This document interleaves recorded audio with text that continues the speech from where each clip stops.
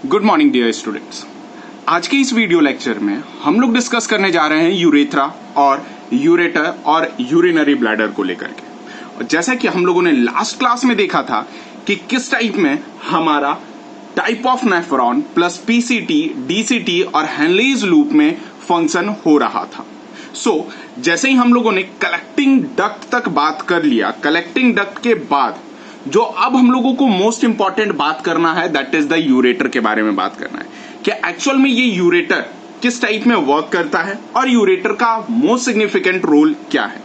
हालांकि हम लोग जानते हैं कि यूरेटर तकरीबन 25 से लेकर के 30 सेंटीमीटर लॉन्ग होता है और ये कैसा होता है, थिक वॉल्ड स्ट्रक्चर होता है जिसकी डायमीटर नियर अबाउट 1 mm से लेकर के 10 mm तक होती है। और ये कहां से निकलता है, तो emerge out from the hilum of a kidney, जिसे अपन कॉनकेव सरफेस पे देख रहे थे, हाइलम, और ये इंटर कहां पे हो रहा था, यूरिनरी ब्लैडर पे। और साथ साथ यूरेटर भी एक्चुअल में किस नेचर का होता है, रेट्री पैरिटोनियल इन नेचर होता है।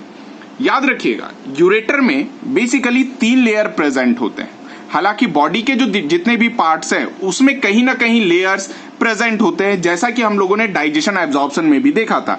डाइजेशन एब्जॉर्प्शन में भी देखा था आउटर लेयर सेरोसा, मस्कुलरिस, सब म्यूकोसा एंड म्यूकोसा। सेम चीज यहां पर जो मैं लेयर की बात करूंगा वो इनर से आउटसाइड की ओर बात करूंगा। इनर साइड क्या है, दैट इज म्यूकोसा, जो कि डीपेस्ट कोट होता है और इस जगह पे म्यूकस मेम्ब्रेन भी प्रेजेंट होता है। इसके 2 पार्ट कंसिस्ट होते हैं। पहला पार्ट होता है जिसे ट्रांजिशनल एपिथेलियम कहते हैं, जो कैन बी स्ट्रेच। मैंने पहले भी बताया था ट्रांजिशनल एपिथेलियम ये एक स्पेशल टाइप ऑफ एपिथेलियम है जो नेचर ने सिर्फ हमें यूरिनरी ब्लैडर में ही दिया है और यूरिनरी एपरेटस पे ही दिया है। कारण क्या है, इसके पास इंटरडिजिटेशंस प्रेजेंट होता है। ये इंटरडिजिटेशंस क्या रहता है, नॉर्मली तो ये ऐसे रहता है, लेकिन जब जरूरत पड़ने पर ये क्या हो सकता है, एक्सपेंड हो सकता है। और एक्सपेंड होने के साथ साथ क्या है, देखो गैप वगैरह तो ओपन नहीं हो रही है ना इसकी, क्योंकि ये कैसी हो गई, इंटरडिजिटेशन हो गई।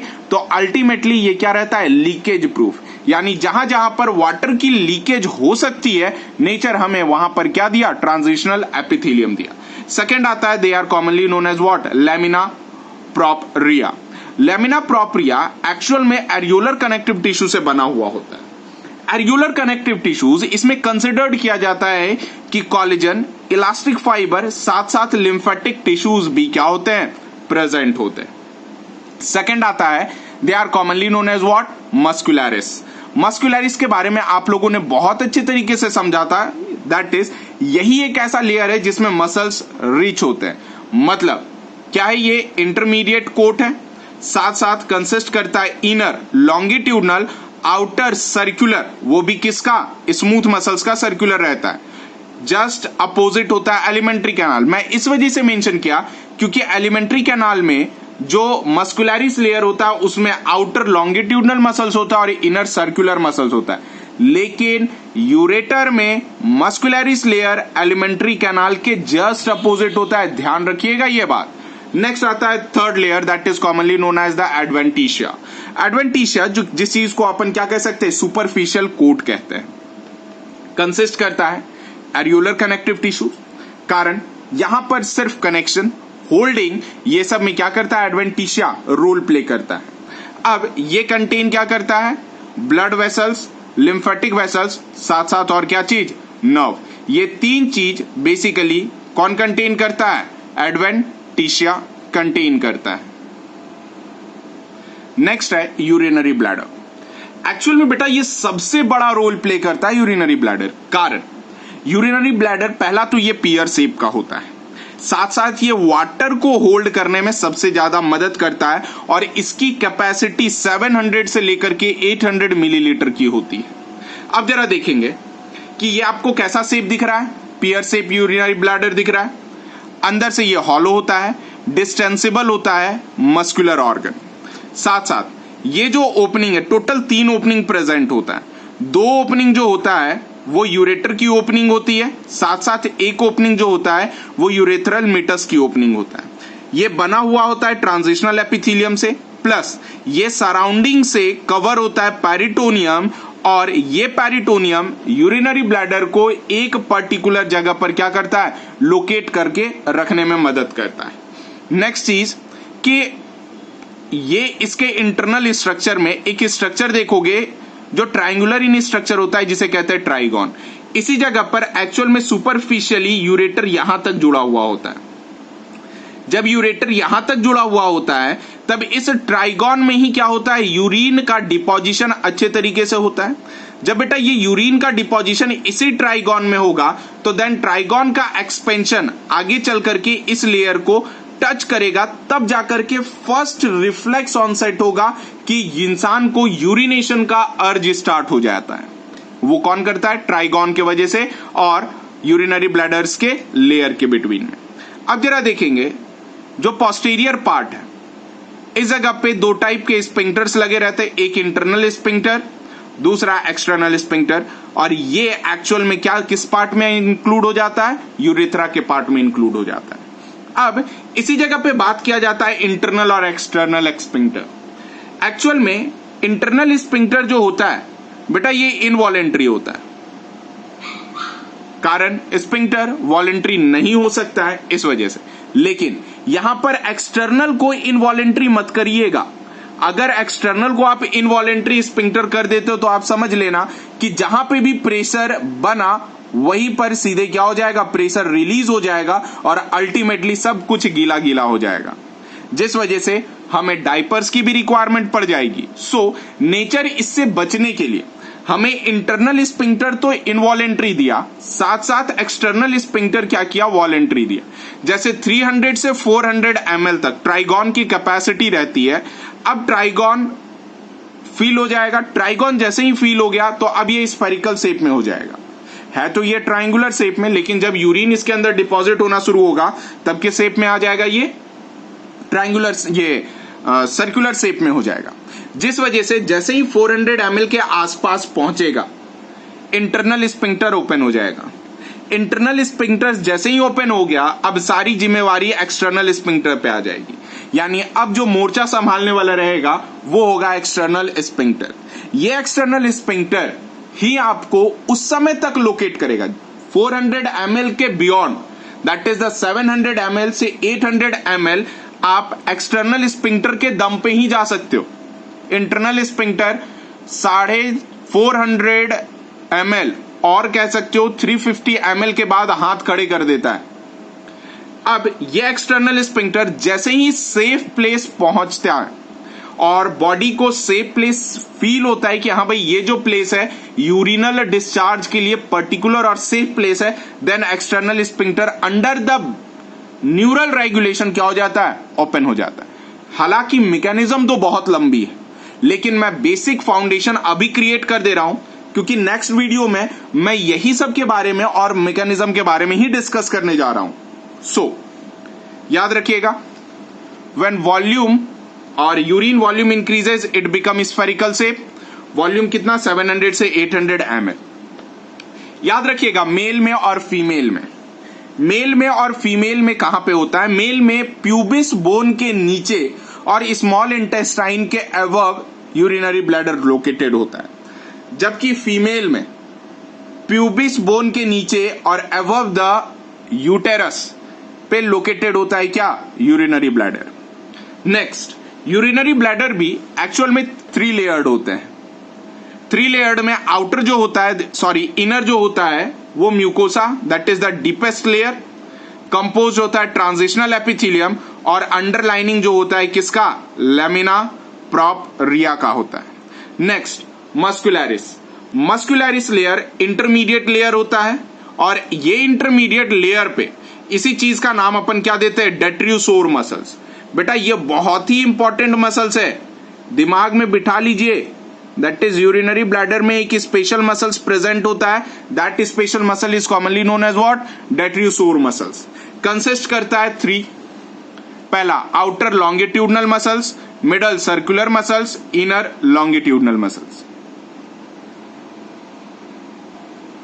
और इसी जगह पे, इसी लेयर पे स्पिंक्टर्स क्या होते हैं, प्रेजेंट होते हैं। नेक्स्ट आता है outer layer, that is adventitia. ये सुपरफिशियल कोट होता है यूरिनरी ब्लैडर का। कंसिस्ट करता है एक लेयर जिस चीज का नाम क्या कहते हैं, एरियोलर कनेक्टिव टिश्यूज। साथ साथ ये लेयर विसरल पेरिटोनियम और जिस चीज का नाम अपन क्या कह सकते हैं, सेरोसा कहते हैं, प्रेजेंट होता है superior surface of urinary bladder, ताकि वो एक अच्छी जगह पर प्रॉपर प्लेस पर लोकेटेड रह सके, इधर उधर हिले ना। नेक्स्ट अब हम लोग जो डिस्कस करेंगे that is the urethra. Urethra बहुत ही इंपॉर्टेंट पार्ट है क्योंकि ये यूरेथ्रा डुअल फंक्शन करता है मेल में। पहला तो ये यूरिन पास करवाता है, साथ साथ स्पर्म का पाथ भी डिसाइड करता है और स्पर्म भी फ्लो करवाता है, जबकि फीमेल में यूरेथ्रा सिर्फ यूरिन का ही पास करवाता है, नथिंग एल्स। अब बात करते हैं अपन यूरेथ्रा के बारे में। एक स्मॉल ट्यूब होता है leading from the internal urethral orifice. Orifice का मतलब होता है बेटा ओपनिंग, वहां से लेकर के in the floor of the urinary bladder, कहां तक, यूरिनरी ब्लैडर का, to the exterior of the body, यानी बॉडी से बाहर side, that is the urethra. याद रखिएगा यूरेथ्रा के दो अलग अलग पार्ट है मेल और फीमेल में, कारण मेल का यूरेथ्रा और फीमेल का यूरेथ्रा दोनों का रोल अलग है, फंक्शन अलग है, लेकिन बस एक कॉमन पैसेज से जुड़े हैं कि ये यूरिन डिस्चार्ज करने में हेल्प करते हैं। लेकिन मेल में ये यूरेथ्रा रिप्रोडक्टिव पार्ट के तौर पे भी कंसिडर्ड किया जाता है। पहला आता है मेल यूरेथ्रा। 3 पार्ट होते हैं, तकरीबन 18 सेंटीमीटर लेंथ होता है टोटल। पहला प्रोस्टेटिक यूरेथ्रा जिसका लेंथ 1 से लेकर के 1.5 सेंटीमीटर होता है, यानी जब यूरिनरी ब्लैडर से निकलेगा, जैसे ये यूरिनरी ब्लैडर से निकला, अब यूरिनरी ब्लैडर से निकला तो इसी जगह पर बेटा जो होगा यहां पे प्रोस्टेट ग्लैंड प्रेजेंट होगा। ये प्रोस्टेट ग्लैंड बेसिकली इस रीजन पे क्या कहलाएगा, प्रोस्टेटिक यूरेथ्रा कहलाएगा।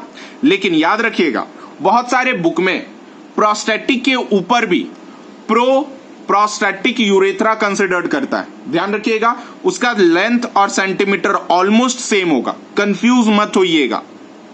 नेक्स्ट अब आता है इसके बाद, जैसे ही प्रोस्टेट यूरेथ्रा पार किया, यहां पर लोकेटेड होता है दैट इज मेम्ब्रेनस यूरेथ्रा।